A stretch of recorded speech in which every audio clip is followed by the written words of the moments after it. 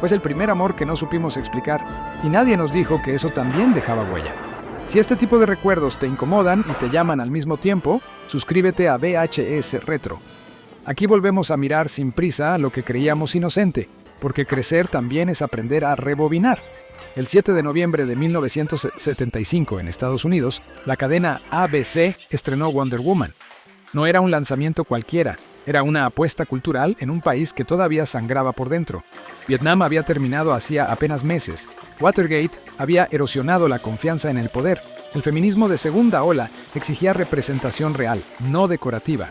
La televisión necesitaba símbolos nuevos, pero todavía tenía miedo de mirarlos de frente. La protagonista era Lynda Carter, nacida el 24 de julio de 1951 en Phoenix, Arizona. No venía de una carrera actoral sólida, había sido Miss World USA 1972. Para los ejecutivos, ese dato era tranquilizador y peligroso a la vez. Tranquilizador porque garantizaba presencia. Peligroso porque reducía al personaje a una vitrina. Esa tensión, presencia versus profundidad, marcaría toda la serie. Pero la Mujer Maravilla no nació en los 70. Arrastraba una carga mucho más antigua y mucho menos cómoda. En 1941, en plena Segunda Guerra Mundial, el psicólogo William Moulton Marston creó a Wonder Woman para DC Comics. Marston no era un autor cualquiera. Participó en el desarrollo del detector de mentiras y defendía teorías polémicas sobre el poder, la verdad y la sumisión. Creía que el mundo debía aprender a obedecer a mujeres más fuertes emocionalmente. El lazo mágico, que obliga a decir la verdad, la iconografía amazona, la pedagogía del poder, nada de eso era casual. El personaje nació como provocación ideológica, no como entretenimiento ligero. La televisión heredó esa contradicción y la suavizó sin resolverla. Cuando ABC decide producir la serie en 1975, elige un anclaje histórico estratégico, la Segunda Guerra Mundial. El pasado permite claridad moral, enemigos definidos, heroísmo sin zonas grises. Es un marco que protege a la audiencia y a la cadena de preguntas demasiado actuales. También es una forma de control.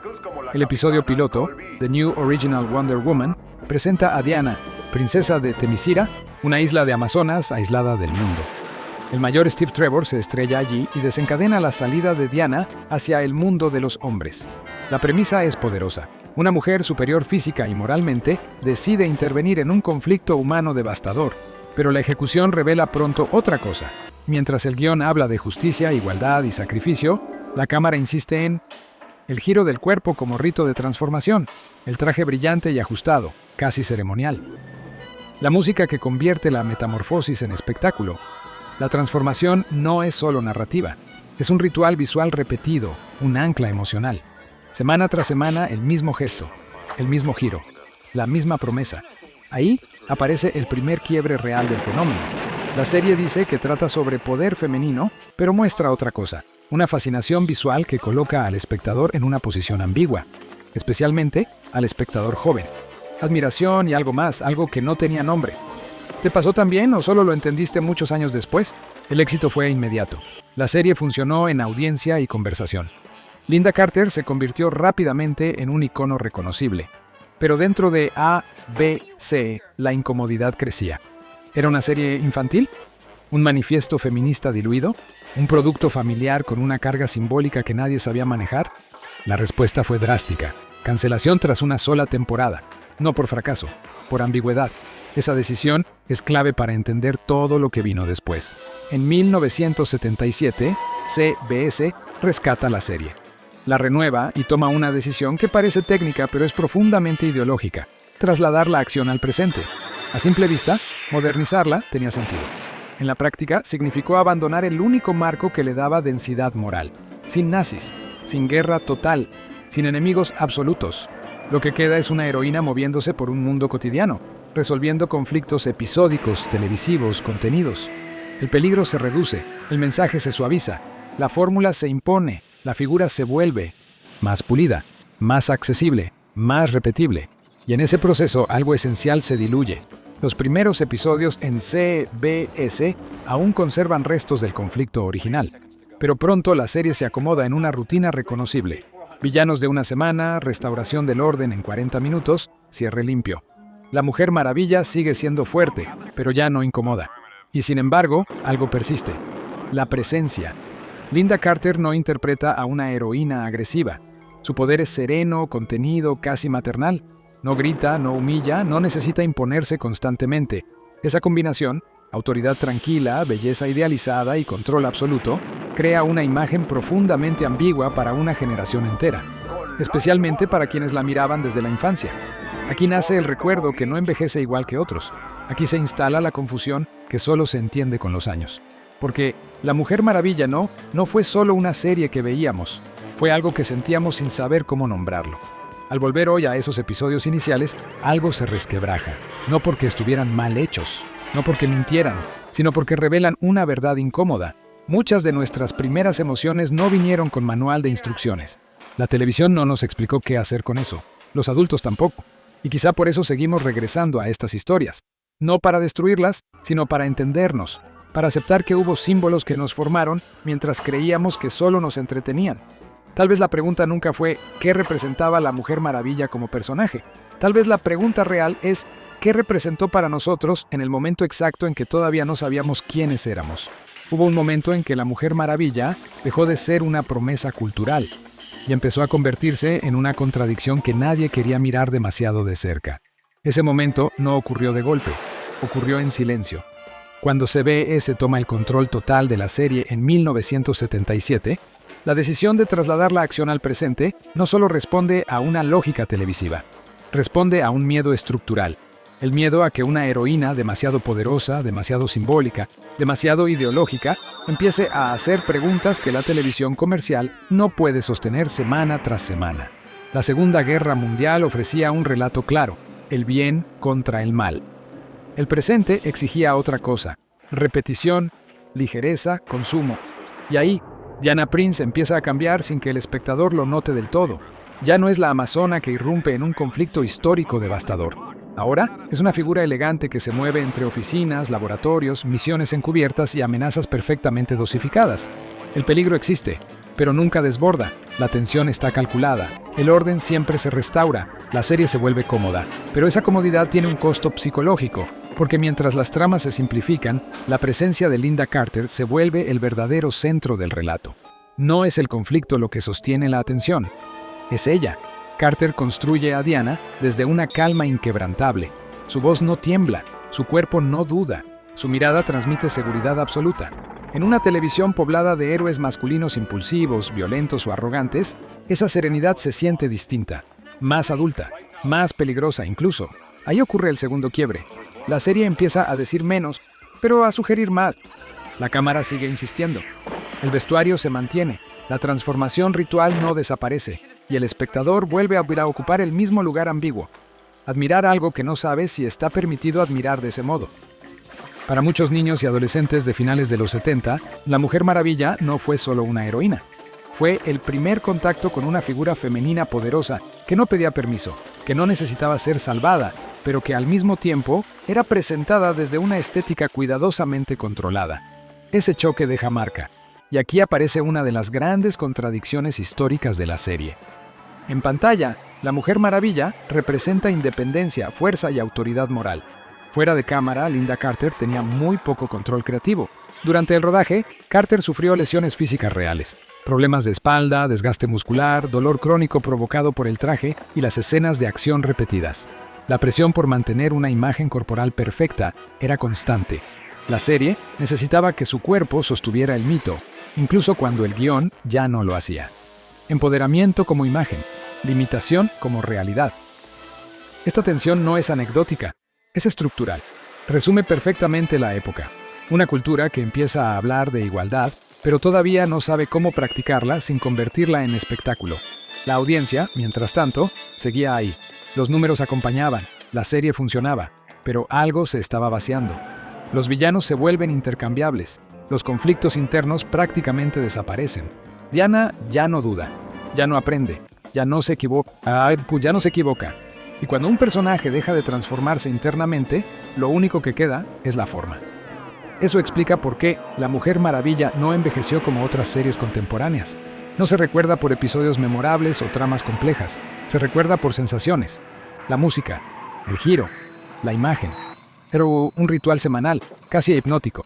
Para los niños, una heroína. Para los adultos, un símbolo elegante. Para los adolescentes, algo que no encajaba del todo en ninguna categoría. ¿Te has preguntado alguna vez por qué ese recuerdo sigue siendo tan nítido, incluso décadas después, cuando otras series se borraron casi por completo? Porque no apelaba a la lógica, apelaba al cuerpo y a la emoción, y eso, con el tiempo, pesa más. A finales de los 70, la televisión empieza a cambiar. Las narrativas se vuelven más cínicas, más oscuras, más conscientes de sus contradicciones. El público también madura. La Mujer Maravilla, en cambio, queda atrapada en su propia imagen. No se atreve a profundizar, no puede volver atrás y no encuentra una salida. El resultado es una popularidad sostenida pero hueca. La serie sigue en pie, pero ya no avanza. Cada episodio restaura el equilibrio pero no deja huella nueva, hasta que un día simplemente deja de estar.